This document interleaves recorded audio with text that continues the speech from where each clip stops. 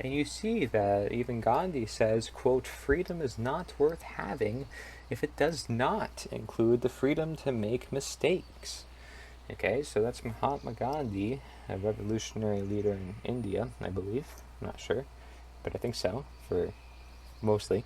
Uh, and, freedom not being worth it if it doesn't include the freedom to make mistakes, because there is this natural good and natural bad, that there's some very unnatural bad and some, superficial goods. So you have to discern from the crowd and see, well, what is too good to be true? What is not good and not meant to be here? Now, what is bad and we can just learn to live with? Because we can't just change everybody's behavior around us if we don't like all our neighbors mowing their lawns or, whatever it might be. And and so when we want to do good, we always try to look to do good, though, within our own personal life, wherever we can as individuals. But we're not changing everyone else around us just so we can live in this world that we that we want to live in. Again, that's very egoic. It's only thinking in their own terms. Like, this is the world I want to live in, so it's the world that I think everybody should be under. This is not the way life is necessary to be. So that does include, having people make mistakes, because otherwise they cannot learn. It's a human tendency, folks, to make mistakes here and there. And we learn from those mistakes. And being that without government, we're opening up ourselves to making some mistakes that are bad. Potentially, I mean, the same mistakes that are happening now, not much different. But, mistakes in general are just natural to happen. We have to understand that it's a human tendency. But we shouldn't embrace those mistakes. We should always try to do better, and we should try to address those mistakes and wanting to do better. Now, do you need a cop to tell you if that's a mistake or not? No. You just need an individual who understands cause and effect to tell you if that is going to result in something good. Someone who has maybe made past mistakes in the past and realized it didn't give them anything good in the future, hence the law of attraction. So they learn from experience and how it ended up for themselves, or how that mistake could turn into something worse from hearing others people's experiences. Like, this is the beauty of just having conversations, because then look how much you can learn simply from one's experiences or one's awarenesses. See, Gandhi even spoke about medicine too. It's no surprise. All these people have all this stuff in common. It says a nature cure does mean a change for the better in one's outlook on life itself. So nature's cure does mean a change for the better in one's outlook on life itself. Okay, so life itself is essentially this cure, and I've been talking about this in the health community because people in the health community don't see this bigger picture that I'm trying to present about government and about these mental forces that really every practitioner should seek to understand if they want to see this bigger aspect of health. It's literally in everyone's lives.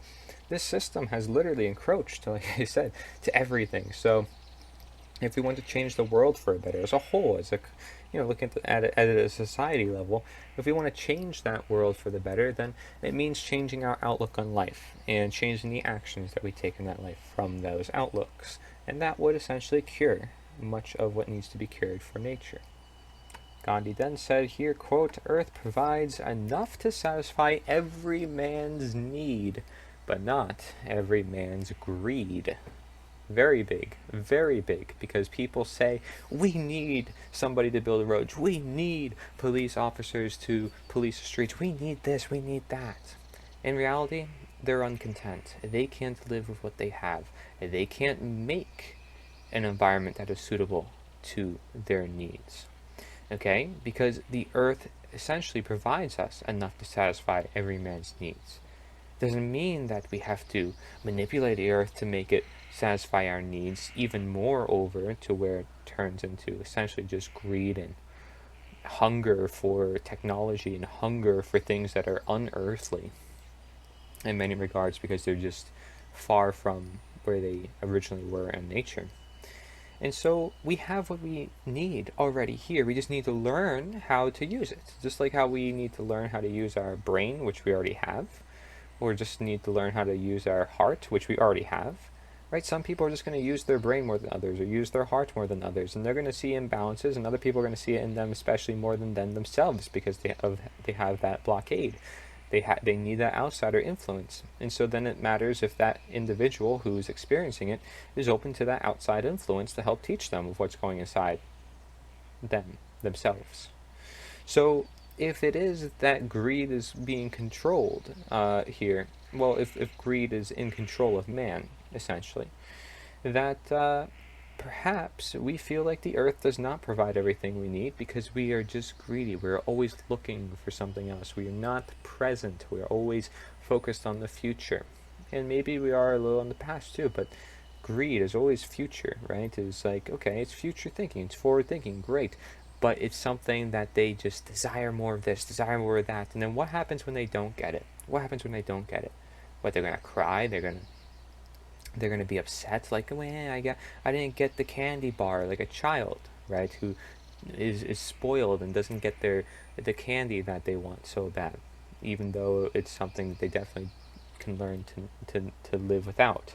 And many parents may just feed into that child's cravings and just give it to the child, when in reality the child needs to learn a bigger picture in life.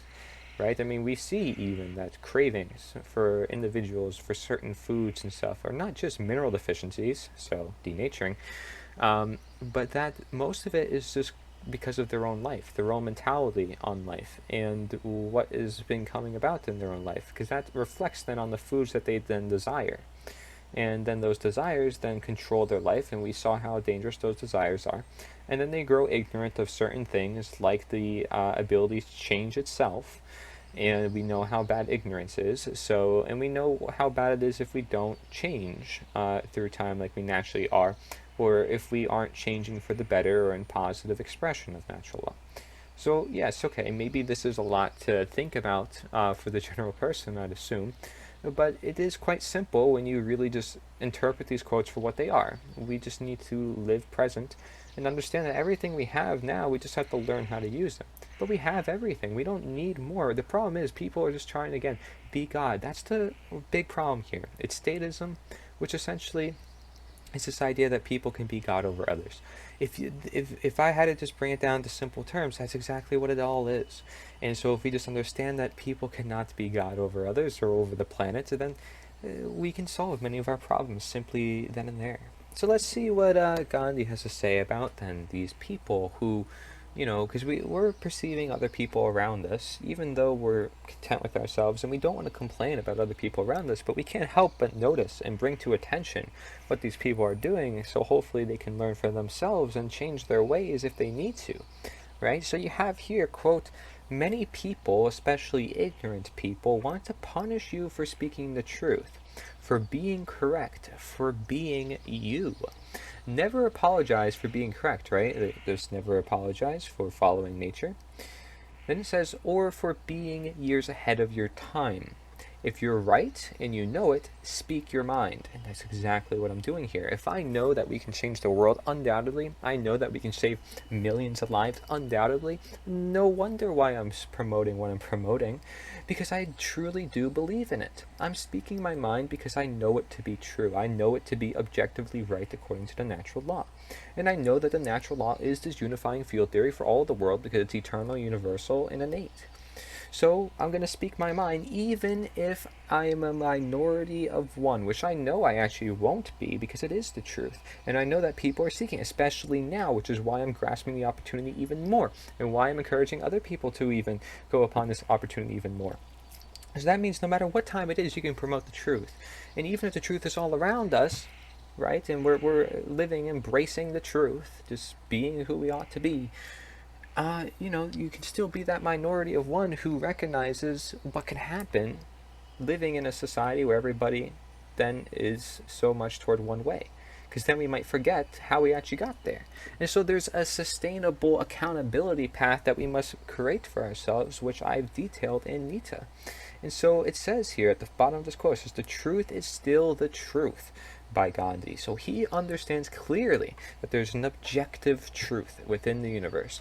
And again, people in the right mind know this. They know that truth is objective. There is an objective truth. It's not just what you think of what truth is. Yes, your mind is powerful. It's able to do that and create illusions of the truth, but there is an objective version of the truth, and it is found in natural law, because if there's positive expressions, there's negative expressions, and that of which is in alignment with natural law is innately moral, and then that of which is out of alignment is innately immoral, and that helps also decide what is objective morality. And so a lot of this goes hand in hand, because morality and truth and nature, and you want to say nature is a lot like truth. We talked about this. So speak your mind. Don't be afraid to do so, because ignorant people will want to punish you. But if you know that you're true, because that's what this quote is saying, and you know that perhaps your years are ahead of your time, and you know how to speak your mind, you know how to just be you because you found yourself, and you realize that all that what I'm saying and what is true, then you can't be afraid, especially when other people are not seeing it, and this could save their lives literally. It says here, quote, "Man's nature is not essentially evil. Brute nature has been known to yield to the influence of love. You must never despair of human nature." A quote by Gandhi. Okay, so what Gandhi's saying is that man's nature is not essentially evil. Brute nature has been known to yield to the influence of love. You must never despair of human nature. So saying that even if somebody is in a bad situation, if man turns to more evil ways, they will still be influenced by the forces of love. There will still be a balance of the harmony at work to try to bring this individual in alignment. Okay, so it says brute nature has been known to yield to the influence of love. Yield to the influence of love. Okay, so letting love actually knock on evil's door, saying, okay, we need, let us in. And that's exactly what this movement is about, is us saying, okay, we realize that evil's all amok us because we're actually letting it run amok. So we're planting the seed, we're knocking on the doors of many people's minds to open up their perception of reality, to expand their consciousness, to allow them to see the truth that they need to see, that there is an essential and objective evil, but man itself is not evil. They're not even good either, right? They're just this, they're going through all these different forces, and that's what's so beautiful about human beings, is they have all this potential, no matter where they stand, and you, as an individual who is obviously a human with your own nature, need to understand that if you despair of human nature, it's by saying that perhaps you think that, well, man's nature is to be evil, man's nature is to be this or that, when in reality it's really what is shaped around your awarenesses, your experiences, and to understand that this universe has this innate balance, and that nature is the answer, essentially, because we see that there is a nature to all things, and that's what causes other natures to influence one another, and that's what causes certain things to happen.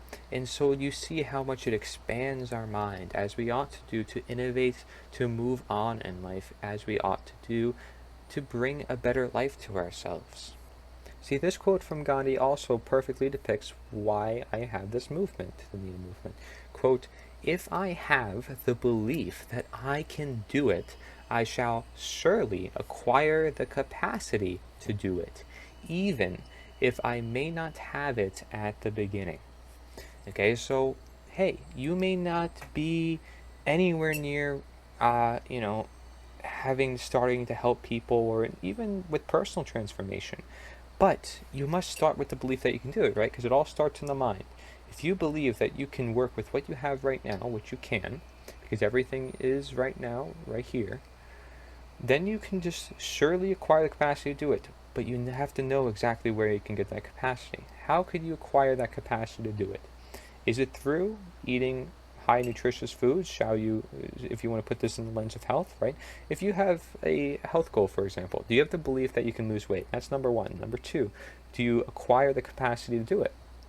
So meaning, do you acquire the nutrients, right? The capacity, the quantity of quality, essentially. The having all the right foods for yourself, the capacity, the being able to do it and not fall off, for example, if you're trying to lose weight. The capacity to understanding that, okay, there's limits to which I can go as a human being. I'm a bio-individual. I may react different from other people. I have a capacity to choosing whatever I want to do. It's all in my capacity. It's all within my ability. Okay, so even if you don't have it in the beginning, you're able to do so as long as you set your mind to it. Then you just have to configure and structure your life accordingly to this mindset, because once you acquire the mind and you acquire the environment for it to manifest, well, then it's like you're using the law of attraction. You're putting it into action, and it's no longer just the beginning. It is a forever journey that's always beginning to become its best. It's like you're always beginning. You're always moving on. You're never at the end, because you just want to become better. And you have the belief that you can become better. You have the belief that you can make the world a better place. So that the belief that you can hold yourself more accountable. The belief that you can talk to everybody out there and get everybody to agree somewhere at some time. Because we all are human beings. And we all share this same value of wanting the truth to different extents.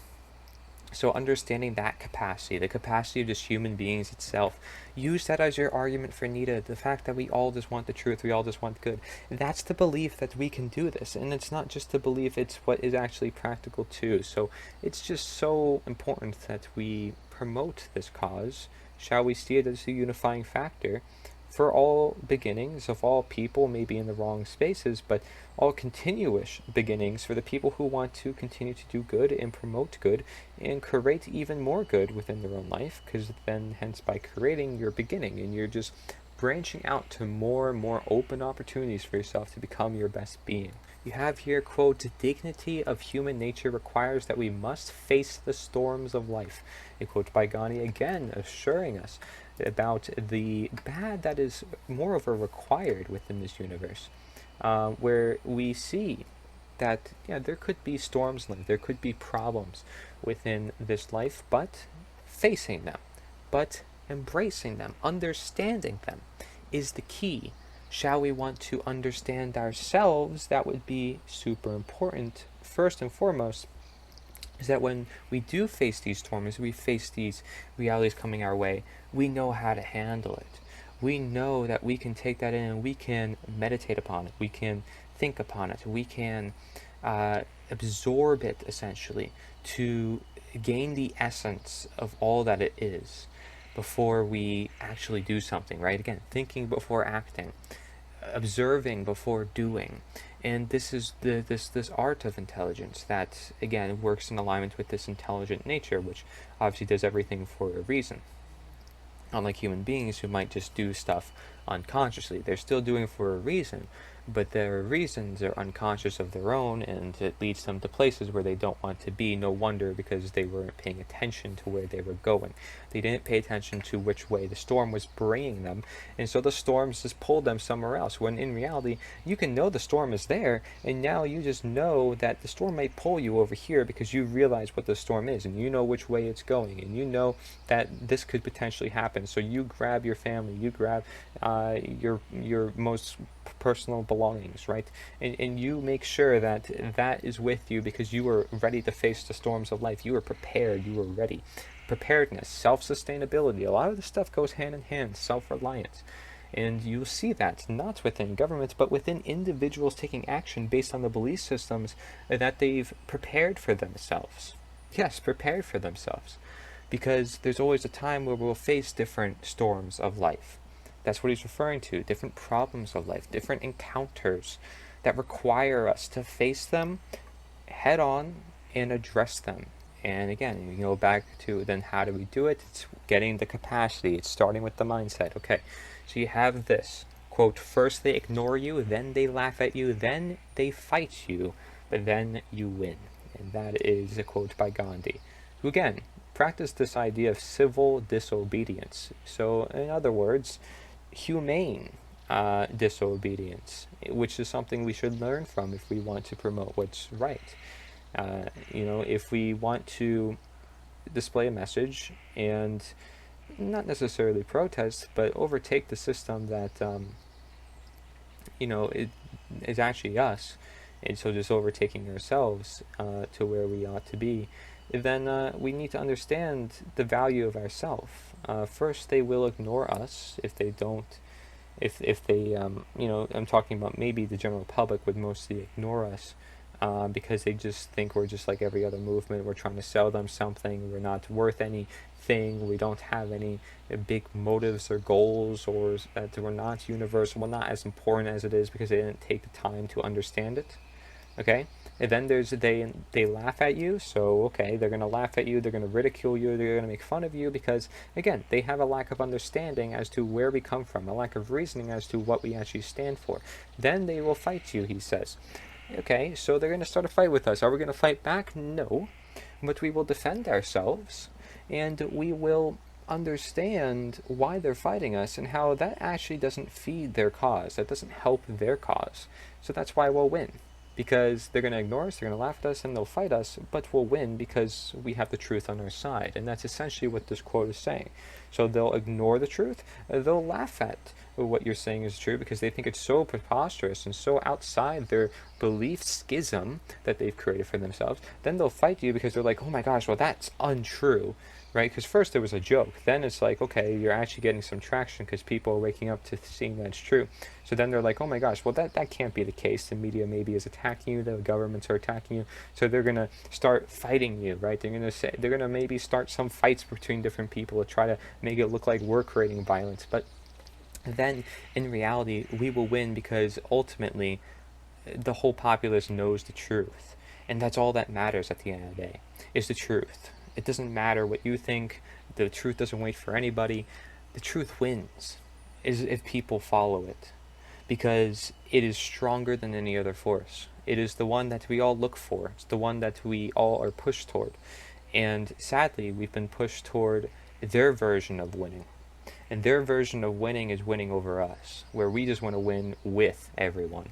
We don't want to win over, we want to win with. And there's a difference. We want to win with nature, not over nature. And we want to prevent casualty. We want to prevent mass control. We just want to live our lives, and that's it. That's simple. We're not trying to start a fight. We're not trying to ignore people. We want to have laughs. We want to have fun, but we're not going to laugh at people. We're going to laugh with people, and we're not going to fight at people, but we might fight with people if just for fun, just just having a little rumble tumble, just fun stuff. Like, it doesn't have to be like, oh my gosh, we have to fight this person. Like back in the day, if you ask any old timer, okay, well, they fought someone, well, then after the fight, no, they said, okay, well, let's just play a game now. Like, they got over it. Like, that's the big deal.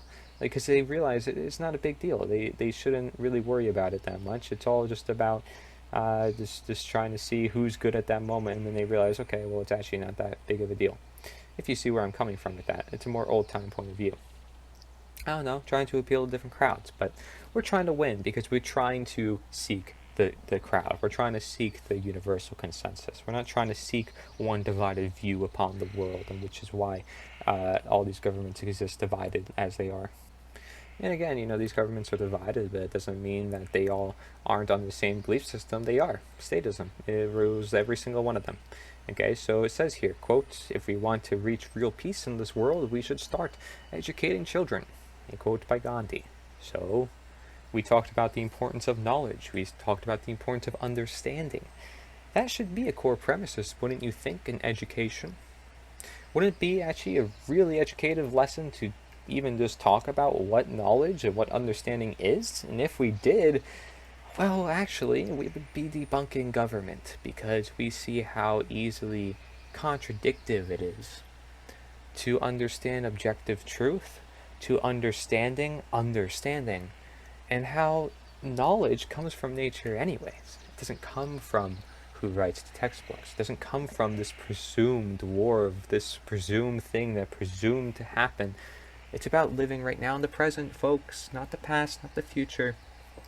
He says if you want real peace in this world, you need to start educating children. So that means you teach your children morals. You teach your children how to understand the world. You teach them the knowledge that needs to be passed on if we want real peace. This really goes according to the 6th step of Nita, which is generational sustainability. Generation to generation, what does that mean? It means passing down this knowledge to your children. Why is nature the answer? It's because of the techno-tyrannies. Because if we didn't stand up for our human natural born rights and natural law, we would lose them. We would lose them to technology, we'd lose them to other people who seek to rule over it out of insecurity and out of their own discomfort in life. Okay, so if we want real peace, we recognize the comfort. We recognize where we get that comfort. We get it from nature. We realize that the peace comes from this freedom that we learn from with our mind, with this goods, up and downs, and how it's all this part of this journey, and how if you are a child, never feel down on yourself, because you're always growing. You're always going to become a better individual in this world. So know that. And so this is reassuring for a child, and not to give them too much reassurance, but to give them reassurance in the fact that they can move on. And as long as they learn from their actions and they observe what they're acting upon, they will understand truth for themselves. They will understand the objective morality because they are simply listening to the world around them. They're listening to their actions and what happens from their actions. And now if these children are raised up in a technologically based world or a denatured world, then of course it will be harder to educate them or help them discern right from wrong, especially when the media is telling this is wrong, this is right, and this is wrong, this is right, or my side is right, my side is right. That's not right and wrong. It's not objective right and wrong. It's not objective knowledge. It's just what people want you to know. And again, it's rooted in different forms of imbalances. So educating children is going to be educating them the universal principles that exist, the natural law, essentially. Morality. Does it hurt to have a child learn how to help another child? Because that helps the world go round. It's a domino effect of one child helping another, for example. And that's just one example. For even Gandhi himself says, quote, "My life is my message." And that is one of the most important quotes to me in this entire thing, because I said I devote my life to this cause, and that's exactly what it is. His life is his message. This is my message too. And it's of my life, surely. I have some life influences upon it, of course. I think a lot of people will, which is why it's so resonating. But his life is his message. And what was his message? It was to free his people, to help his people come to more freedom, essentially, right? And it's like saying that you are acting as you say. You are walking the talk. You are living your destiny. Your life depends, essentially, on your message, what you have to give to the world. So Gandhi right now is delivering us the message that we should pay attention to the systems that be, that we should pay attention to ourselves, that we should pay attention to education, that we should pay attention to our children if we want them to be good children. Where are you putting your attention? If you're putting it in your job or foods that don't serve you, you're putting it toward governments that you barely know and you act like you might do, and clearly it's not even in alignment with nature in any degree of any form. Where are you putting your attention? If you're putting your attention toward the sun, well, that's the source of all life right there. You're probably going to be a happier person because you're absorbing that melatonin, you're getting some vitamin D. I mean, it comes with a whole host of benefits. Your life is your message. So what is it that you're promoting to others? What is it that you encourage others to do? What is it that you're doing within your own life? Because that's what's going to help transcend to the further generations in time. That's what's going to help represent what you stand for and what you want the world to stand for.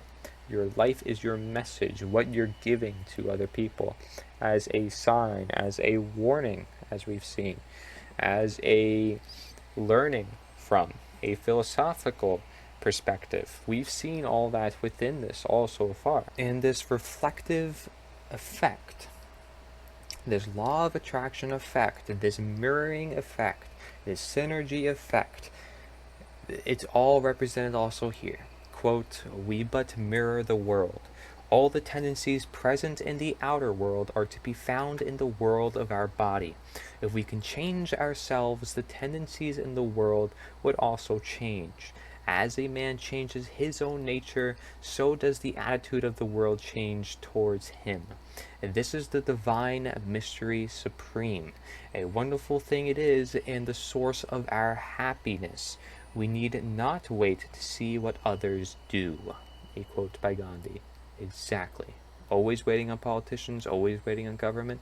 Guess what, folks? It's never the answer. Source of your happiness. We know that happiness is the key here. We know that nature is the source of this happiness. We've established so much of these particular words he uses, right? Your own nature, the attitude of the world, and how the world changes, our source of happiness. A wonderful thing. The mirror of the world, all our tendencies, our habits present in the outer world are to be found in the world of our body, like the mind. Okay? If we change ourselves, the tendencies, the habits in the world would also change. The habits are this manifestation of our actions. So we're changed in the world because our actions then form our reality. As a man changes his own nature, so does the attitude of the world change towards him.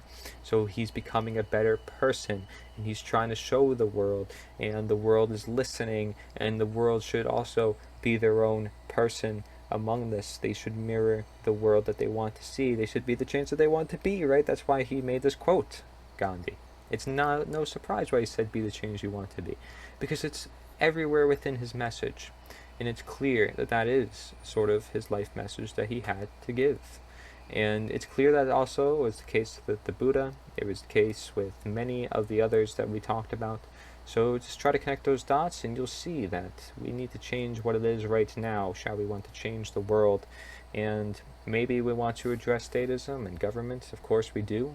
We surely do. But we'll realize that especially when we change ourselves, when we see the world around us for what it is. Quote, man can never be a woman's equal in the spirit of selfless service with which nature has endowed her. A quote by Gandhi. Now, what is this about? Him saying that women are actually superior to men in the spirit of selfless service? Well, I would have to say that it's more because, well, women naturally are more of the feminine right brain. You see why they get in fights with men who tend to be too dominant, and why marriages are frankly broken up.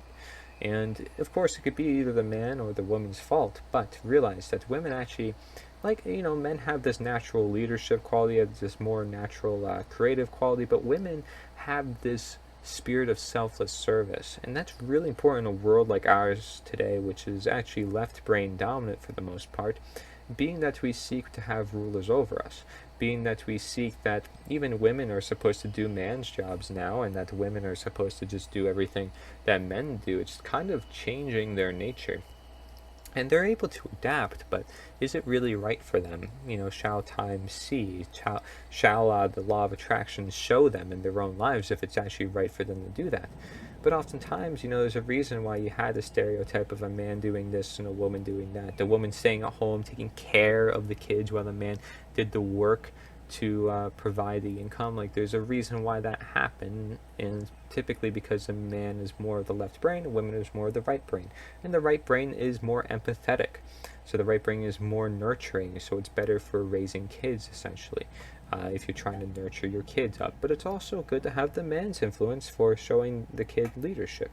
And it depends also on the gender of the kids. So, again, you have both these feminine and masculine, so not to say this or that, or even to say that women can't do man's jobs in certain cases. They certainly can. Again, it's like humans have this amazing ability to adapt. It just depends on the individual environment. It depends on the individual. And so generally, though, women have this great ability of empathy in the spirit of selfless service. And what Gandhi is saying is that nature essentially gave women this power. And so they can use it probably more often than men, because men are more fallen to the slant of left brain dominance, which again is one of the problems, great problems with our world. So then if you were to say that the left brain dominance is taking place in our world, then you would also say that the right brain is under attack, or that the right brain is not being used enough. So perhaps, maybe you want to see reflective in women becoming less feminine, but you could also say the same thing with men becoming super feminine. And So they're not necessarily following their distinct nature. However, I'm not to say, obviously, there's a natural denaturing to this, and there's a natural change in time, and so forth. It doesn't really matter to me what you choose to do. Just realize it's at your own demise, and realize it's at your own expenses. It's just a law of attraction at work. I'm just here to tell you, my perspective on it, and in different ways of looking at it, essentially, because that's what all this is. So, the spirit of selfless service, with which nature has endowed her, women tend to be of the right brain. The sacred right brain is something that we need to uphold. This wanting to care for all human beings, no matter who you are, because that's what's going to help free our world from the bonds of slavery, where left brain dominance has taken place. So then it also makes sense why men are often in those leadership positions, just so you understand more of the slant here. But just because there is that, don't let that be a dividing factor. That should not be any of the talk in an effective change scenario. You have here, quote, keep your thoughts positive because your thoughts become your words. Keep your words positive because your words become your behavior. Keep your behavior positive because your behavior becomes your habits. Keep your habits positive because your habits become your values. Keep your values positive because your values become your destiny. We saw very, very similar language from, I believe, like Aristotle and all the past ancient Greek philosophers that we saw previously. So again, very similar relevance that we see among these leaders or political or philosophical types. Do you even want to say political? It's better to say philosophical, as people understood the world in ways that helps us see a bigger picture among all things. So seeing that everything has a connection, that this becomes that, this becomes that, this becomes that. Notice our words become our behavior, so what we're talking about becomes our behavior. What we start having as our behavior, I'll say actions, becomes your habits. Your actions are becoming a more rapid occurrence because you realize what actions are better than others. And then your habits become your values, because essentially that's who you become. It becomes your message, like Gandhi says, your message is your life. And then that life message, your values, become your destiny, right? So what you are destined to become. Are you destined to become more of somebody who is a leader because you generally are possessing much leadership type traits, or you're more type blood O? I don't know, blood type O? I don't know, not necessarily just blood type, but looking at this is more specific, I would say. Values, so what you actually stand for, become your destiny. What is actually going to come to you as fate in time. Fate given all these other aspects, okay? Fate isn't random here. Fate is not just magical. It still comes from all this other stuff. See how there's a pattern of events. This is the cause and effect broken down into from thoughts to destiny. How does your thoughts become your destiny? That's how we break it down all the way through. Gandhi then speaking about disease then, and we have to realize that disease can be in the form of any sort of evil, some sort of dis-ease within society, something that is not meant to be there, causing a disbalance. So that's why I consider it a form of government, and it's taking control of your life, so it's limiting your freedoms if you have disease within the body. So keep that in mind when you hear this quote, okay? Quote, illness or disease is only nature's warning that filth has accumulated in some portion or other of the body. Now, if you're using this in terms of government, you say of the world, right? Accumulated in some portion or other of the world. Okay?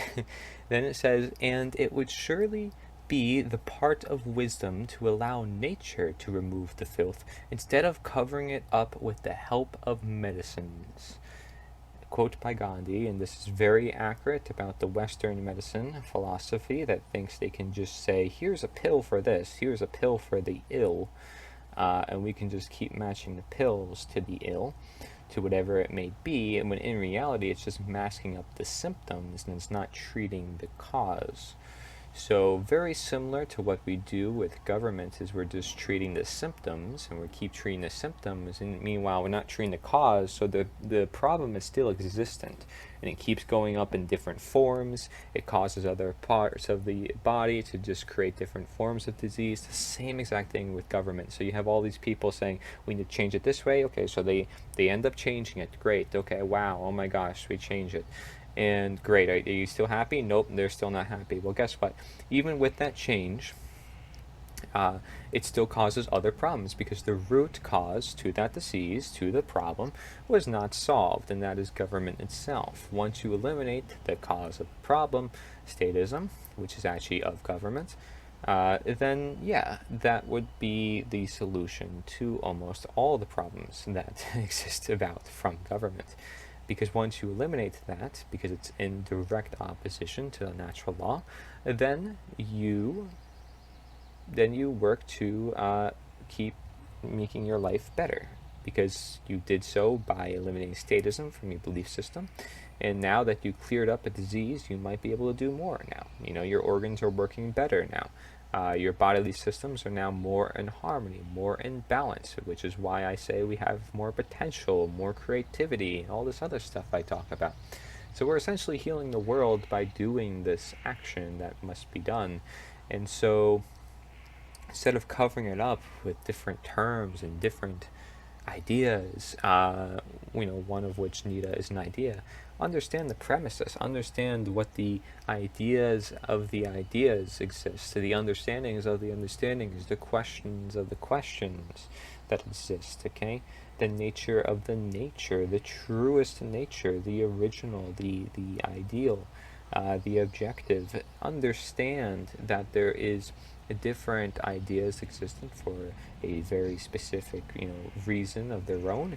And he says it would surely be the part of wisdom, so be the part of knowing, right? Because wisdom, we know, comes from knowledge, and action that we see is also alongside wisdom, to allow nature to remove the filth. So if we know that nature is supposed to just do its job and we're supposed to just sit back and just let it happen and not try to intervene or not try to be God, and then the problem will remove itself naturally.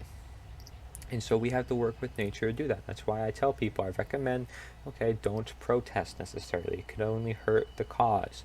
The best thing to do would be to use your nature. Work with what is in alignment with nature right now at all times, and best to try to abide to nature if we want to actually live among nature as we ought to do in nature. I'm just going to keep saying it, but yeah, that's what part of the wisdom is, and especially if we know that to be true.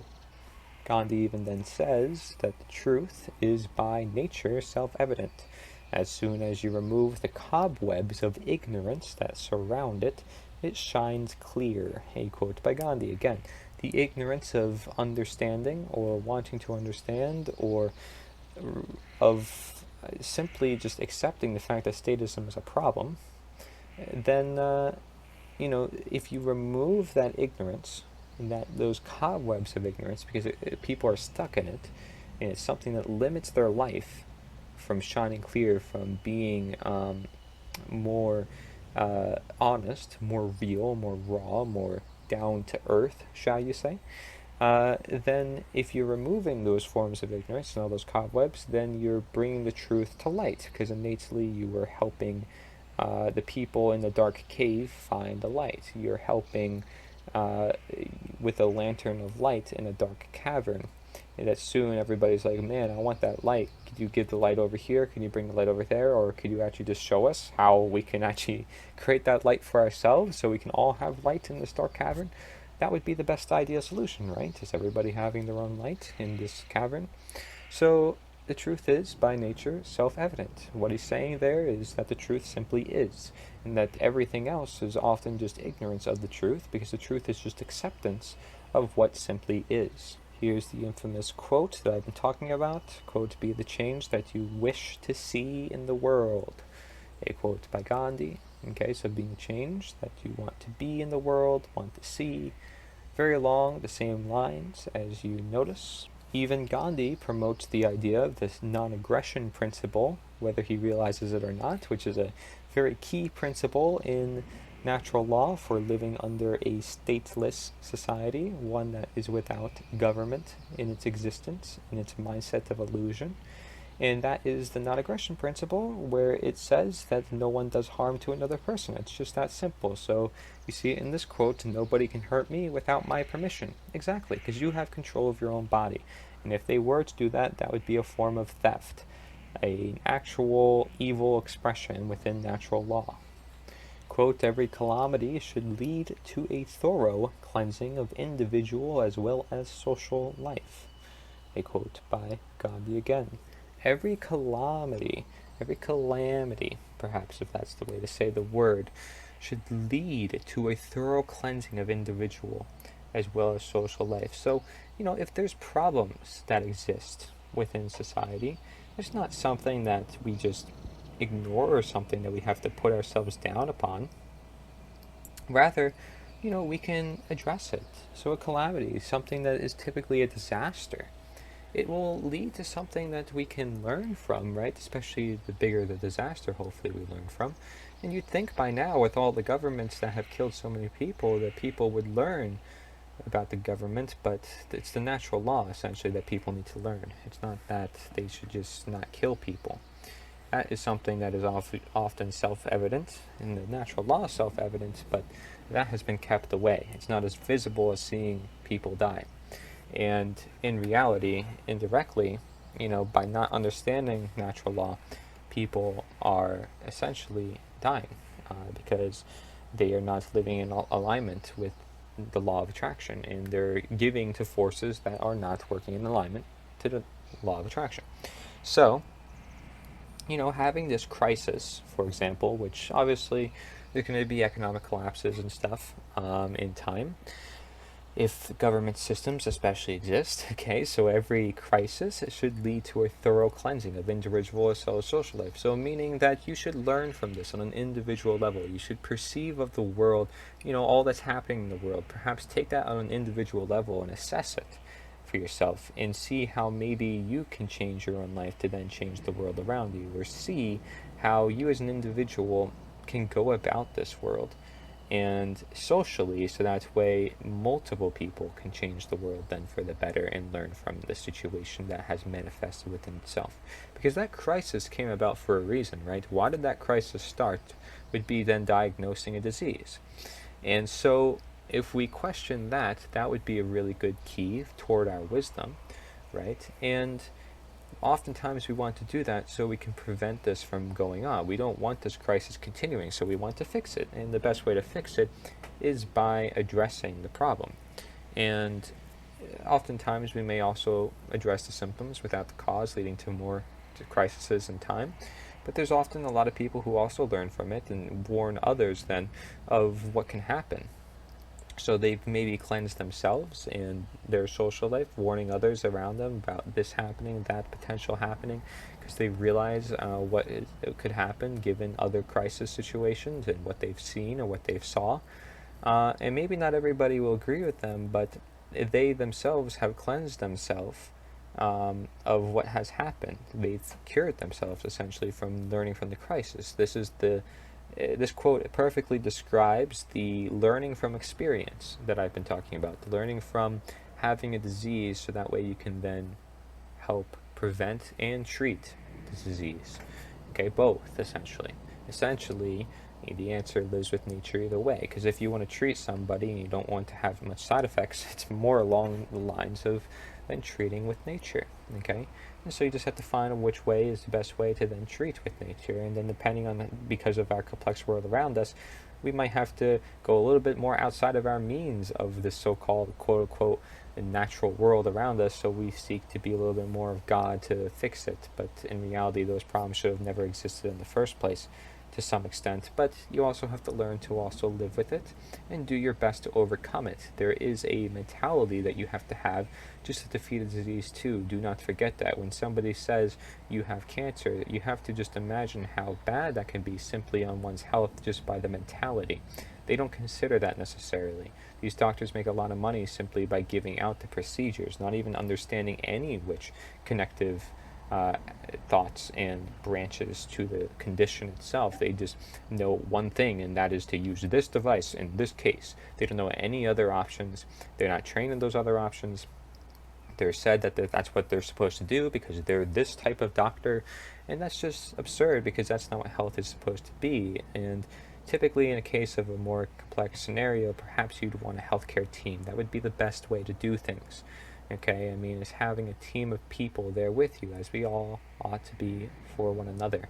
So you have here, quote, what we are doing to the force of the world is but a mirror reflection of what we are doing to ourselves and to one another. We talked about this too in the previous quotes, I believe, and how what we're doing to the universe and to the world around us is also what's happening within ourselves. Again, the law of attraction at work, again and again. You're forever strive toward the truth. You cannot let yourself down when you realize that this strive is for a greater good. When you realize this is for your children, your grandchildren, for everybody in time, for all the good people that you want to uphold. You know, even if it's not yourself, again, why are you so egoic to even commit suicide, do something like that? Some people want to refer as stupid and selfish because you're not thinking of others as well. You need to understand that, you look at this quote, you must not lose faith in humanity. Humanity is like an ocean. That includes you, okay, because you are humanity. If a few drops of the ocean are dirty, the ocean does not become dirty. That's the point here. If just a few drops are dirty, just a few couple people, especially that are in government, for example, right, who have a bad mindset in behalf and are projecting it upon the rest of the world, it doesn't mean that we have to let them dictate that the whole ocean is dirty. Okay, and then they're pointing at us. Meanwhile, it's them. It's funny. So we're pointing at them, and then they're pointing at us, and it's just this constant battle. When in reality, it's all of us as human beings. You know, so just understand that they can be those few drops in the ocean that are dirty, but yet we're letting that dictate all our actions for humanity, that we should, go about cleaning this system, but not with nature. You know, this is bizarre, because if we were to do it with nature, we'd really understand that a few drops don't make a difference, because we're not letting these people affect our lives. But the difference here with government is that we are letting these people affect our lives. We're letting these little few drops of the ocean that are dirty affect the rest of our lives, making it seem like it's dirty when clearly it's not. Clearly, if you open up to nature, as we've seen in previous quotes, you see the beauty of the world that it is. Okay, humanity is like an ocean, he says. Very funny he says that. We also are bodies of water. Water itself is really healing mechanism. You have here, you must not lose faith in humanity. Faith, we see spirituality being a core part of people's health, but faith in what? Faith in nature is one such spirituality people have picked up on, right? Why is that? Because it abides not only to multiple religions, but to the truth itself. Because if you work with nature, you work with God. We saw this. Okay, so if you have faith in humanity, you have faith in nature, then you work with humanity, you work with nature, because we all are supposed to be together here.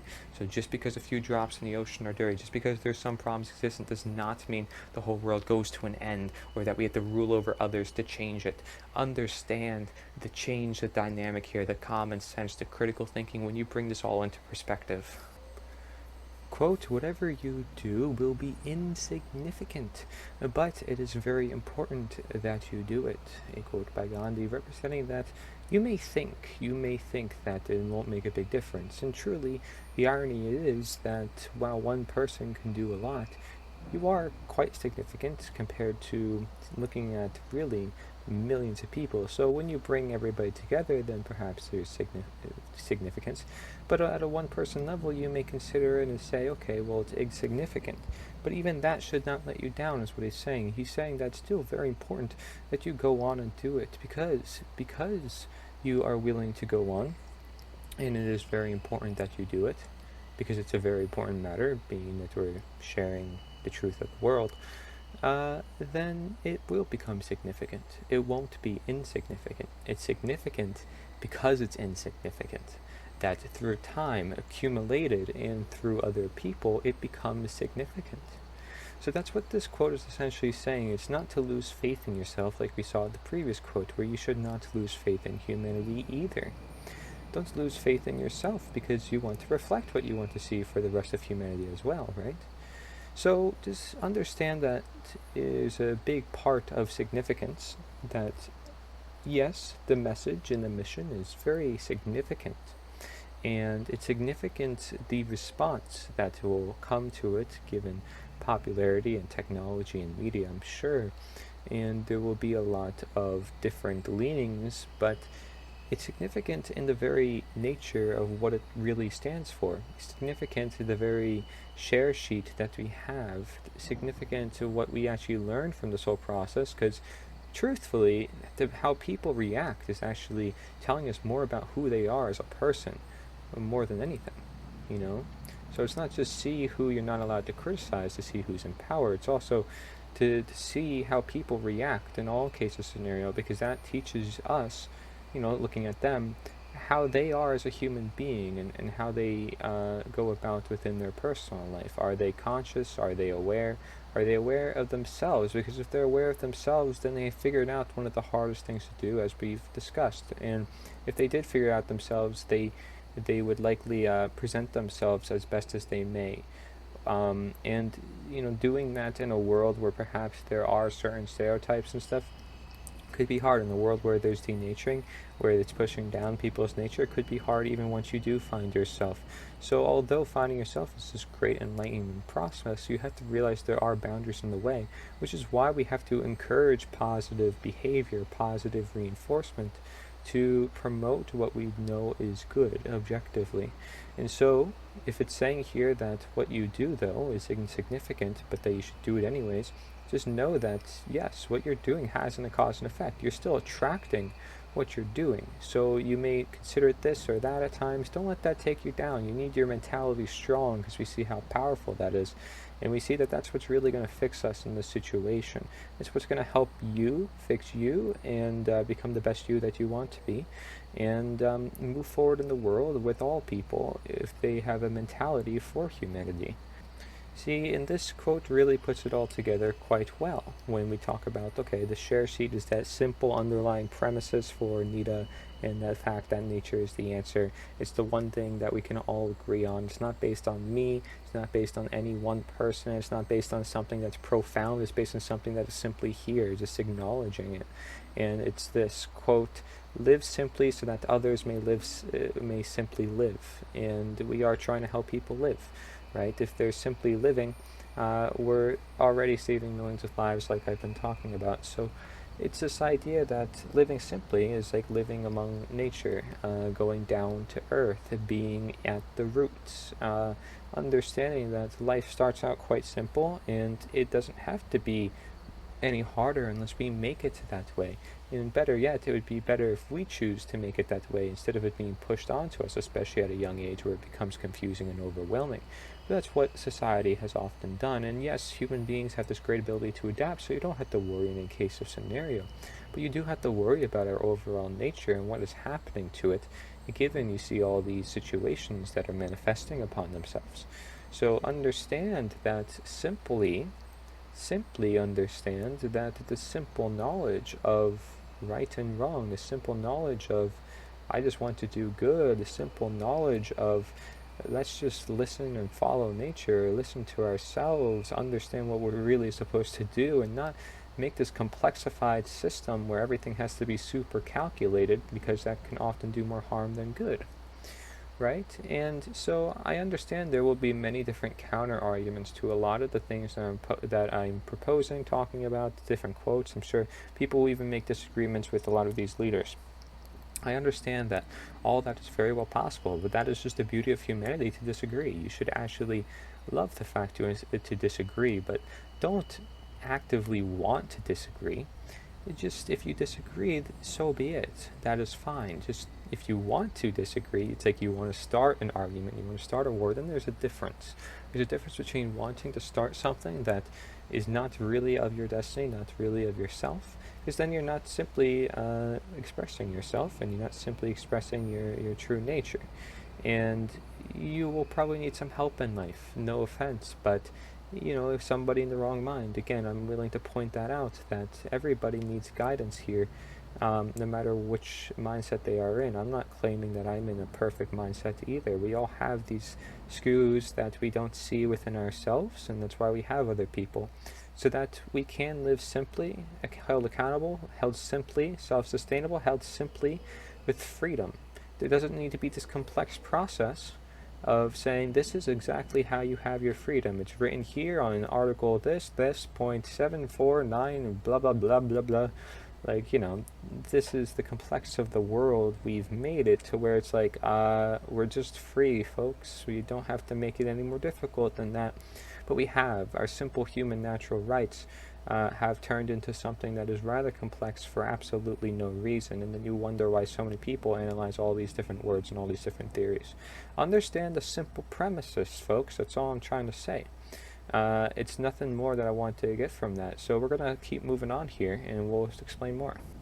Quote, "You can chain me, you can torture me, you can even destroy this body, but you will never imprison my mind," said by Gandhi. And very similar quote to what we've seen before about how the message goes on no matter what. No matter what happens, the truth goes on no matter what, and that nothing is going to reverse the truth. So that being said, whatever you do in alignment with truth speaks, as we've seen with the previous quotes, it's gonna remain. What you're gonna do and what you are doing to promote good, right? Because you are going to do as you be. You're gonna promote the good, and you're gonna likely get good back according to the law of attraction, given it's not suppressed and it's let in its motion. And you encourage your environments around you to do the same, so that way that may happen. You see that there's this chain effect of positivity instead of this chain effect of negativity. Shall we choose to use our mind to do so? So don't imprison your mind, because that's what caused us to be in the problems of chaining and torture and destroying, as he mentions. But you will never imprison the mind. Okay, because the mind is truly the escape route. It is the one that ultimately decides, right? Because they can take somebody into a chamber and torture them, saying, okay, well, release this information, and their mind may never release that information. They will actually die knowing that information is so important that they don't want to release it, right? You've seen that maybe in different movies or such. But you see how powerful the mind really is when it comes to change, as we have demonstrated. How important it is to the first step of all these equations, really. I mean, to do math equations, you need your mind, right? And how we shouldn't also just use our mind, but also use our heart and use our guts to commit action and love. So those are all very important aspects, but realize when we talk about the mind, it's the idea, it's the message. Nature is the answer. These things that because they're so true, and we believe them to be true, because it is true. It's not something that we're actually believing in true, and it's not actually true. This is something that we can actually say is true, folks. So it's not like I'm pushing it on you. I encourage you again to find it out for yourself. But because it is true, our minds can really objectively understand it. We can apply 100 billion different scenarios to natural law, and we find that it works. We find that, yes, okay, negative expression goes there, positive expression goes there, from this happens there, it happens here, like we saw with cause and effect, broken more down with how your thoughts become your actions become your habits become this reality. So you can break it down, cause and effect, and you see that you really can't contradict this knowledge to which it is of the universe, the innate intelligence. So that within itself is sort of this hive mind, shall you see it as. And we're connected to this hive mind. And now we're connecting our mind literally to, it's funny how we name technology, but to the cloud. This upper thing that we usually look up to stores data, stores life, essentially memories. Doesn't really have life, but people want to think it does. And again, you have this mass illusion of technology and how powerful it could be to imitate humanity. It's important that we take the steps to uphold nature's answer now, and especially then, if it ever gets to a really bad point, that which we shouldn't let it. We shouldn't even have that in our mind, but just saying it for the sake of this, if people don't actually stand up, we need to understand that that force can be very destructive, causing perhaps even more casualties than government itself, being that it's a second government, as I've mentioned. So you have that mind, really, which is controlling your mind, oftentimes directly, because you're putting these devices in front of your face, and you're exposing yourself to this information, so they can't even get the blame on this one. even though they may be the ones that are pioneering it, giving these companies tax breaks, and basically cultivating all that research and allowing them to have access to your house and everything that you say. And you see the social credit score is something to look up, because governments are planning to do stuff like that, as they have done in China, in different parts of the world. So we've already seen, example by example, of many tyrannies that we've seen just growing into bigger tyrannies. And I'd say we still are in an actual bigger tyranny, but then it's just leading up to another bigger tyranny. Something that, when do you question it'll tumble and fall? Do you just rely 100% on nature, and do you not work with nature to do so? to actually disintegrate naturally and prevent casualty. You have here, quote, true education is that which proves useful in life and makes you industrious. A quote by Gandhi. So it makes you innovative, makes you more pioneering, right, for the world. And it says prove useful, right? So true education proves useful. Since when do you maybe see algebra, or maybe geometry is a little better, but most of the mathematics, most of the subjects people can, I think, generally agree with are probably not all that useful in life, especially since, again, we're not talking about common sense, which often comes from understanding natural law to a great degree, because it's talking about all of balance and all of understanding every little thing of the universe in its universal complexion. Really, this complexion, like your complexion on your skin, it's showing through the earth, through nature, all the laws that are to understand. So it's like the gut to the skin, essentially. That's what these laws are to nature, and we see it reflected everywhere, as we have mentioned. And so education is one of those reflections of all the many, even. And as we know, education is one of the most important factors to a society where they are more conscious and aware. So if they are more conscious and aware, likely they will make better decisions in life, because they see the good, they see the bad, they see which way to go, and they are then be able to be useful, because they have that own destiny of their own, that freedom that allows them to also be more creative. Have here a quote on this picture. It says, the things that will destroy us are politics without principle, pleasure without conscience, wealth without work, knowledge without character, business without morality, science without humanity, and worship without sacrifice, said by Gandhi. Now, if this doesn't sum up essentially what we have to do, and what we do on an individual level reflected to the world, then I don't know what does. Because if we live in principle, politics don't really, quite frankly, exist.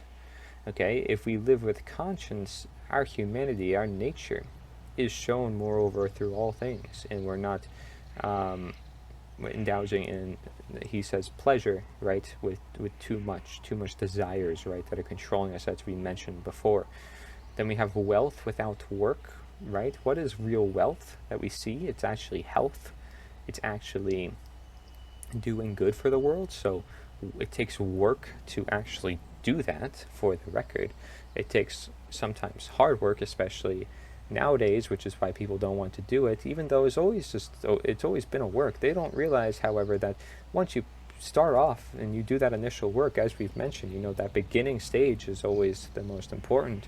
And once you build that environmental foundation for yourself, the building, the tree, the roots to that, that will allow you the work to manifest and further be reinforced through others and through that environment, because you built that environment that support mechanisms to keep that in alignment.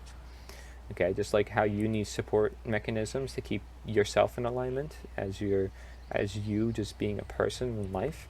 You need other people to hold you accountable. It's just a necessity. And you have here knowledge without character. We know how important knowledge is toward our understanding and reasoning. Okay, but our character. What about your personality, your humanity, the sense of just being open, your character? Everybody has a character, right? Even in a video game, per you say. And then it says business without morality, right? Morality is key to natural law, as we see. Natural law is also called moral law, and that the positive expression, negative expression, what is essentially in alignment with natural law, what isn't, this all is often in the form of morals, and allowing us to see that as morality is growing, freedom is growing. So we can go about our business. Makes sense, right? Without politics getting involved, especially because we have those principles set in stone. And it says science without humanity. Yeah, we want to say science rules everything right now, and guess what? That's what's happening, and it's taking control of our human nature. It's taking control of nature. We believe science must prove everything, and that it is the ultimate decision. It's the ultimatum. When absolutely it is not. It is going against philosophy, it's going against poetry, it's going against nature, it's going against many other more powerful forces. So to you science people out there who just believe that we need science all the time, think again. And if anything, science actually works with us in our message if we look at the basis and also the principles of such, right? Like asking and then making experiments and then having conclusions and having to conduct more experimentation for accuracy. We do that in our brains on a daily basis, shall we want to problem solve. So there is science in simple ways, and we don't have to make that super complex. And it says worship without sacrifice. You have to sacrifice your time, sacrifice for things that perhaps that you'd rather do, you'd rather not do, actually for the greater good. So you take more time out of your life to talk to your neighbors. You take the time out of your life to promote the cause that you do so believe in and that will change the world, given everybody understands this. Okay, and this is a level of understanding. When people understand these simple things, and if you see that people perhaps aren't doing the same thing that you're doing, then you can speak up about it. But don't be angry. Don't let that take over you. Because again, you need to be in control of yourself here. It doesn't help the cause if you're always pointing fingers at everyone else. So it's an ironic situation. But while you want to encourage others, you simply want to speak your mind, and don't let them rule over you. And at the same time, don't be careful with yourself, okay? Keep yourself in alignment here. So it's not just about yourself, though. Understand where they're coming from, especially if you're trying to appeal to them. But without, going on with that, understand that Gandhi said that these things, politics, pleasure, and knowledge, and science, and worship, in the wrong ways are what is going to destroy us. And if you notice, those wrong ways are basically out of alignment with nature. That's what makes them wrong, objectively wrong to the natural law. See, Gandhi says, quote, "The day the power of love overrules the love of power,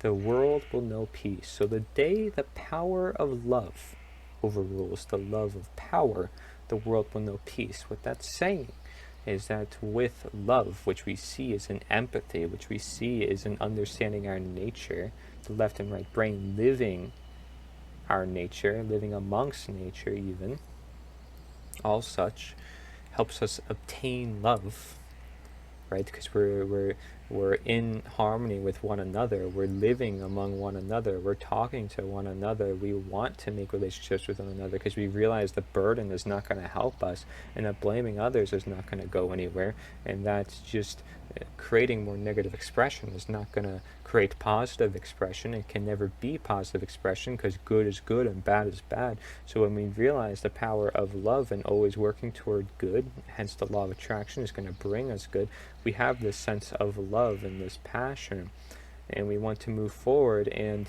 it's a power essentially that works against the powers of evil.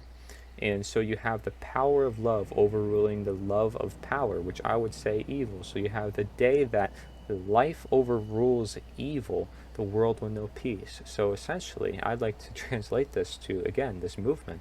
The day that Nita overrules the love of evil, but I don't know if I even want to say Nita, just the power of the movement, the power of people getting together, talking to one another, and creating a message that we can all agree upon, overrules this love of division, which is this power structure we have here today. So instead of more division by creating a whole new movement, this movement is actually just to unite us. So it's, the exact opposite of pretty much all the other movements out there. Because most movements just want to start a new movement. You want to start a new movement. I gotta go this way, I gotta go that way. This is not what I'm referring to when I say movement. I'm referring to a unity factor that helps us move in the right direction, away from the wrong direction. Okay, there's only two directions to go here. It's toward the right or toward the wrong. And so we're toward the right, obviously, and we're overruling the wrong, because there's always going to be a level of wrong, but we're going to overrule that, and then the world will know peace moreover, and they will know more about how to keep it if they understand, for example, the horrors of statism and what that does to people's mentality, how that changes our world in such a way that basically is mind control to the many. And if we understand this underlying fundamental basis to life, then obviously we can grow any tree from that. We can grow any tree. So one may use it to rule over others, or one may choose to help bring others up. And when we realize that no power structure can grow with the lack of statism, then we realize that is actually the answer to keeping us out of a manifestation of evil. Because nobody will follow the orders of other people who seek to take over control of their own lives. It's just that simple. You have here, quote, individual civil disobedience was everybody's inherent right, like the right of self-defense in normal life, a quote by Gandhi. Individual civil disobedience, right, was everybody's inherent right. So we all have the ability to speak up, for example, against our government. We all have the ability, and this is even proven by, of course, the founders of America, for example, right? Countless examples there. But you see that they wanted to promote inherent rights. They just didn't realize that government inherently is not of that. And through its nature and through its cycle, it would not turn into something that would maintain inherent rights, because inherently it is wrong. So it cannot obtain rights. It cannot uphold rights if it's inherently wrong. And you have this idea that, yes, humans can hold their own government accountable, but they could also simply, at the end of the day, what this really is just humans holding humans accountable for a belief system that rules over them. When in reality, humans should hold humans accountable in daily life, because that would help with their health, that would help with their relationships, their career, their spirituality, their exercise. People need that extra push to do what they want to do in their individual life.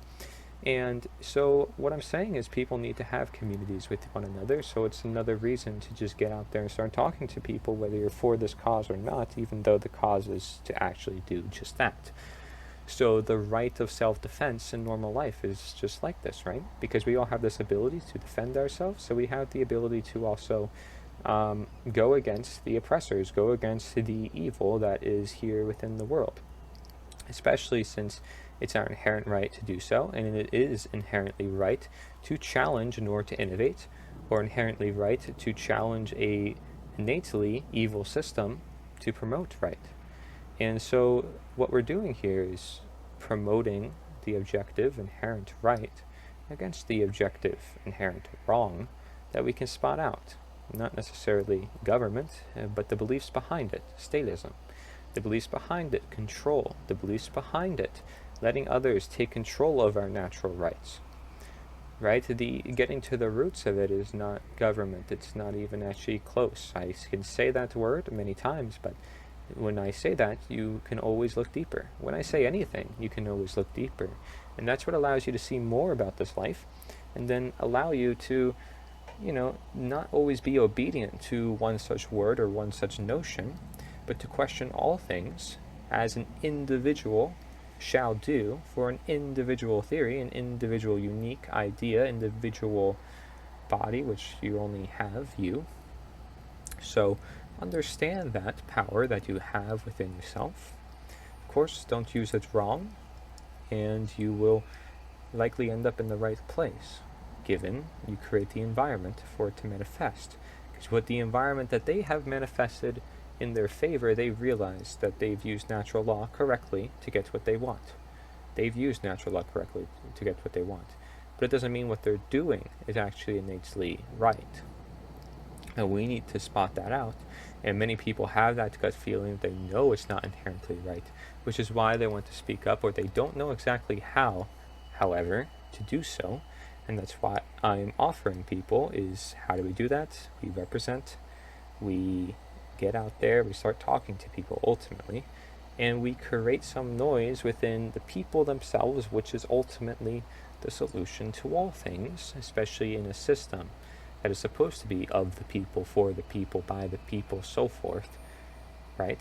But where is that even seen if the people themselves are not even in the scene? You have your quote, "There are many causes I would die for. There is not a single cause I would kill for." A quote by Gandhi, a perfect way to describe this non-violent action, the non-aggression principle again. There are many causes you would die for because you believe in them so heartedly, because you know it to be true, as Gandhi knew his cause was true. It was right for the time. It was right for him to do those specific things he did during that time. Nobody should ever put him down for that. Everybody has this destiny. At least he followed it, right? At least he had a passion, he had a spirituality, had something to say. He was an individual, right? For anything that it's worth, definitely. And it says, there is not a single cause I would kill for, because there is no justification for violence. Again, it is an evil of evil. And if you're trying to promote life, trying to promote truth, and essentially you would not want to do that, because innately killing is causing death, which is the opposite of life, opposite of truth, opposite of freedom. Ultimately, even though you may say, okay, you're freeing to the death world, I mean, you don't know what happens to when you die. You are free right now. You need to have that mentality if you want to live a good life, because you need to free yourself now. Don't think that doing something absolutely out of your bounds is going to free you, but thinking outside your bounds right now as is will free you. And it's something that if you really expand your mind upon, you realize this truth, this greater love is something that you would die for. You would die for truth. You would die for life if you had to. You don't want to. Nobody should want to. But you would, because you believe in it so much. It's just something that Gandhi is trying to put in this quote, simply to say that there's no reason to kill. This is simply, that's what it's saying. There's no reason to commit violence on one another being, especially one who is not doing any harm. Quote, strength does not come from winning. Your struggles develop your strengths. When you go through hardships and decide not to surrender, that is strength. A quote by Gandhi. So, if you essentially embrace the hardships you go through and you decide to move on in the right direction from those hardships and realizing what is the right direction from there, that is strength. It is learning from cause and effect, essentially, because you know what caused something hardship to happen, something, you know what good happened, you know what bad happened. Now, if you look at the cause, you make a diagnosis, you can make a treatment, you understand how to move forward in the right direction, and it's strength, it's bravery, it's understanding, essentially, right? So that's what he means here. Strength does not come from your winning. Your struggles develop your strengths. Okay, so you actually need to struggle to actually win a little bit, which is why the natural world, dangerous as it is, teaches us to have strength, which a lot of people, either in today's world, have that strength or they don't in many forms that are actually necessary for them to have. They're not experiencing what is necessary for that of the real world, and many old-timers may be able to agree with that statement. And I would have to even say that sometimes for myself. Do most people in my generation know how to build a basic campfire? But that's called self-reliance, self-sustainability. And guess what? It's also strength, because then you know how to survive. I mean, basically. Talk about strength. That keeps you literally alive. And you don't surrender to something that you don't know about, that's something that you just were completely ignorant about the whole time, didn't even care about. this is actual useful information then, right? To know how to build a fire or know how to go about the world. And you can use that to build your strength when you realize that your struggles are a sign of something not right, so you can address it and become even stronger than before, like your immune system. So you take the strength out of embracing the wrong, out of embracing the good, both. Quote, to believe in something and not to live it is dishonest, a quote by Gandhi. So to be the change you want to be, right, as we've seen from his quote, adding on to that is where if you're not living the person that you want to be, you're not being who you want to be, it's dishonest. You're doing yourself a disservice. You're doing the truth a disservice because you perhaps are promoting the truth, and again, you're not actually acting upon it. You're not doing it within your daily life. Right? I mean, you can say, okay, well, maybe somebody outside a hospital smoking who is a nurse is dishonest, but they're actively choosing to do that, and it's not even like they're promoting to others to eat healthy or to do healthy behaviors. The system is actually okay with nurses doing that, even though it's a health-based system, and it probably doesn't, again, promote positive reinforcement.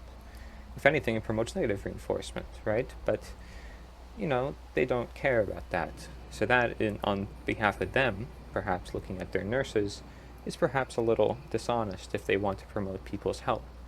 And however, the nurses themselves could make the difference and realize that they're kind of also being dishonest to their own bodies in the sense that they're not eating what they should be eating, or they are not doing what they should be doing. They are being overtaken by an addiction, which overtakes the mind, which undermines their freedom and limits them to slavery, essentially, to that item, to that material thing, which may be a cigarette or whatever it may be.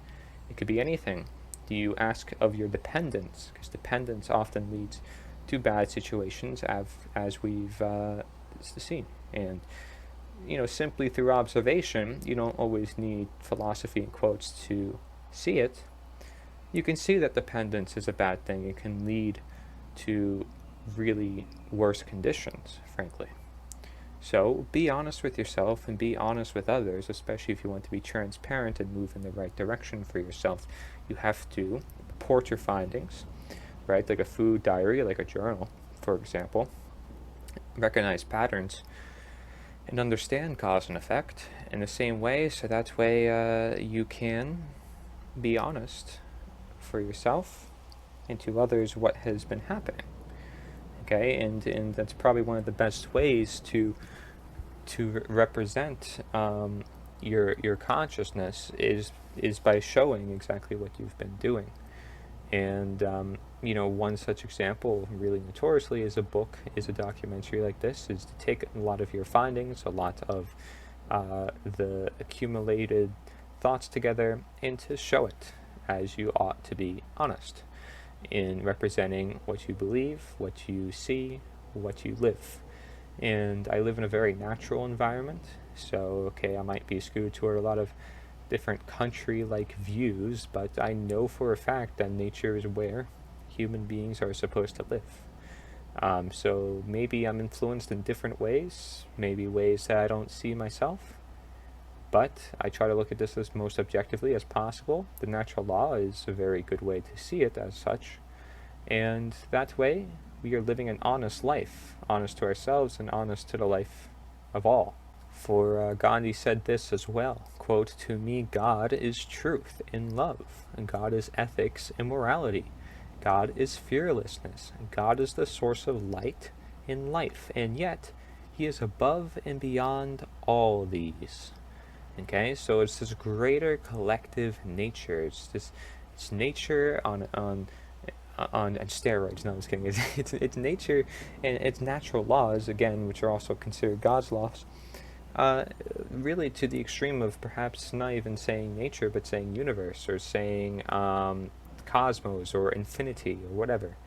But I consider that all nature. I do, and I consider truth of nature, as we've seen, they're very one and the same. We see love is often the same case there. We see that people even refer to nature as God. So, this is just, I'm telling you, There's different words to put it, there's different ways to look at it, but we just need to unify under one message, shall we want to move in this right direction of truth, love, ethics, morality, fearlessness, which is bravery, which is talking to people, and then light in life, light keeping people out of the dark, in enlightenment, which involves knowledge and understanding, in life, which is expressing one's being, right, and living their life as they ought to live. Living, literally, are you living your life? Are you being happy? Like people saying, I'm living it up. Like, are you actually living it up? Because if so, then you'd be having a good time, you'd be enjoying the life that you live. And that's something I want to hear from everybody. And that's part of also the sense why this message goes to everybody. It's not just universal, but it's really in its nature supposed to be for everybody. It's not one way and not for one people, not for one anything. If anything, the one counter agenda to the one system that they've built for themselves, just so we can disintegrate from that system and realize the truth that is existent. This doesn't have to be some spiritual, over-the-top, five-dimensional thing, but we can understand just the truth itself in simple terms, as we ought to do. See, Gandhi even says here, quote, God has no religion. And again, that reinforces what I like to say, is that I'm all and no religion. It's because, all these religions are created for a reason. They're all existent on earth for a reason. Okay, so you have here, quote, happiness is when what you think, what you say, and what you do are in harmony. So if you want a greater sense of what to do for yourself, being that it's really important to change yourself, to reflect upon and change the world in response, then, okay, first evaluate, what are you thinking? And then from there say, okay, well then what are you saying? Because you want to make sure those two are lined up, right? It want to make sense to say things that aren't in alignment with what you're actually thinking. Or if you're saying things without thinking at all, it really doesn't make sense. You're doing unconscious actions, essentially. Whereas if you say, after you think, you've made the right judgments to go about saying and doing, which are both forms of action, may you say. Both forms of wisdom that come from thinking, right? From thinking, we could create the action, which again is very similar to that of wisdom. And that's what is this harmony, is bringing all those knowledge with action, knowledge with belief, then action, knowledge and understanding, then belief, then action, to reality. It's all in a harmony because we ought to do that process for ourselves. We aren't to act unconsciously, because then we don't know the side effects. We don't know the effects to what we're doing in this life. So we don't understand natural law. We don't understand cause and effect. And that's what most people are living, whether they understand natural law or not. Most people who go about in life without thinking, they're not following natural law. Whereas people who go about in life, whether they understand natural law or not, they're going about with natural law. Okay, and that's why natural law is something that everybody essentially knows. It's just a matter if they're actually using it, or a matter if they're actually acknowledging it in the world and its presence. Because if they did, and they did to really understanding its relationship with government, then again, it's coming to this conclusion that statism is this very harmful belief system, this ideology, this religion, right? There's a very good picture for this that says, it's a picture of Jesus. It says, I'm an anarchist, all my followers are statists, because statism is considered the world's greatest religion, and God took a rather disobedient nature, perhaps, in different texts. You're talking all different religions, and yet everybody follows God, in any which form, oftentimes with blind belief, or just following the books and just thinking that's true, but they're not actually doing the evaluations for themselves.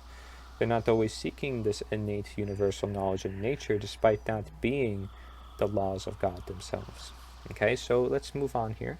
Understand that all those laws are to put everything in a balance, in a harmony. You have here, quote, there is no path to peace. Peace is the path. Quote by Gandhi. So, we want to say this is step 1, step 2, step 3, But in reality, again, if we just do as we want to be, then it's just that simple.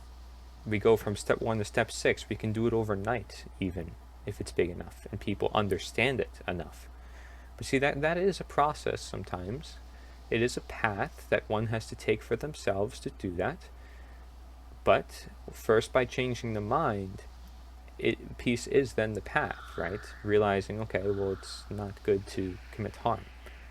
Just that simple understanding. It's already the path. It's what leads you to the right path. Because you are not going against the positive expression. So you're going toward the right path is what I'm saying, the positive expression. So you're going to receive good, essentially. Sorry, I'm making this hard to describe.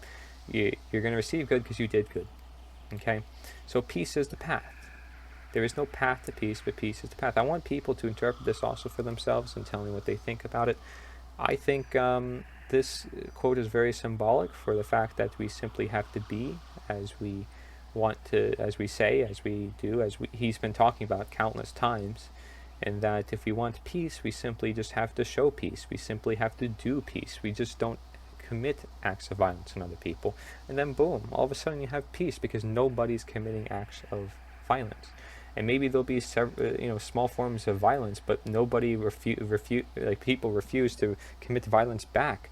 So therefore, peace still stays in greater existence, especially since people can learn from that one instance and say that's the whole reason why we are as peaceful as we are, in promoting peace like we are.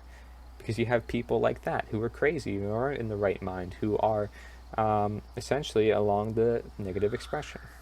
I hope I have entailed a lot of these quotes in a good enough detail and enough for people to understand it with reason. I could always go into more detail, shall one ask of it. There's nothing wrong with that. I like this message here at the bottom. It says fear, false evidence appearing real. This showing how powerful fear can be, okay?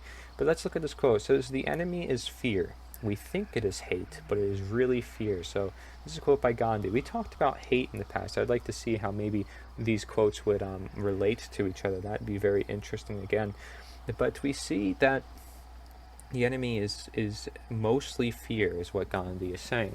And I would have to agree with that too, because, even hate is a form of fear in some way, which is why I think he says it is really fear. Because, taking a look at a lot of the negative expressions, especially on people's life and property, we see that it's theft, right? We see all the forms of violations upon one's property or life is a form of theft.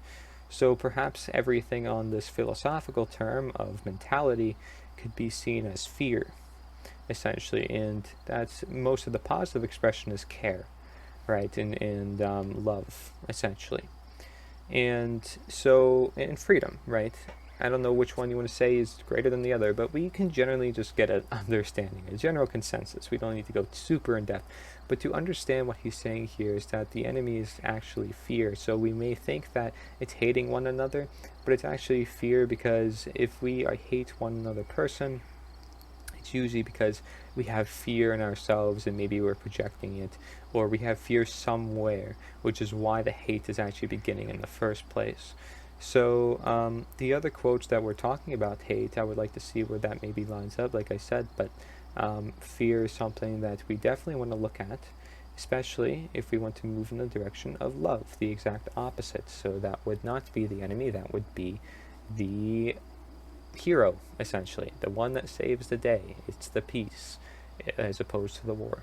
Thank you for watching this video. Feel free to subscribe, like, and do whatever you wish. It's up to you. You are free in this life, and if you want to know how to change the world truly, please, I encourage you to check out my website, Nita.1. It's here for all of us, actually. It's not my website. It is my website, but it isn't. It's here for us all. We're all messengers. We're all fellow human beings. Let's change the world truly, and we can do it with Nita.1. Nature's the answer.